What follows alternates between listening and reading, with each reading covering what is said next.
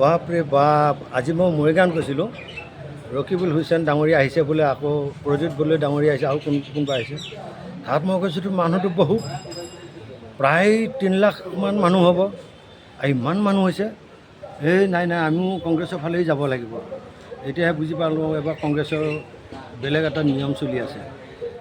দেখিছে বিজেপি আৰু RSS হয়তো চাৰ্ট কৰি লৈছে যে এইকেইটা সমষ্টিত এইখিনি মানুহে কংগ্ৰেছক ভোট দিয়ে, গতিকে এইখিনি মানুহৰ ভোট কৰ্তন কৰিব লাগে।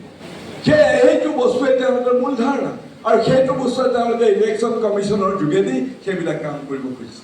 আপোনালোকে ডিলিমিটেশ্যন যিটো কৰিলে, ডিলিমিটেশ্যনৰ গোটেই নক্সাখন তৈয়াৰ কৰিলে হিমন্ত বিশ্ব শৰ্মাই, কিন্তু ডিলিমিটেশ্যনৰ যিখন নটিফিকেশ্যন, যিখন নটিচ ওলালে, সেইখন হিমন্ত বিশ্ব শৰ্মাই কৰিলেতো নহ'ব, সেইখন ইলেকশ্যন কমিশ্যনে কৰিব।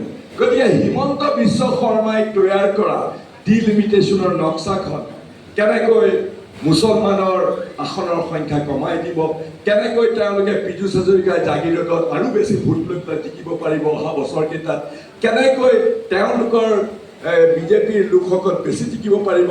গতিকে যেতিয়াই দেখিছে যে এইখিনি মানুহে কংগ্ৰেছক ভোট দিয়ে, সেইখিনি মানুহক কাটি পেলাই বেলেগ জেগালৈ লৈ গৈছে।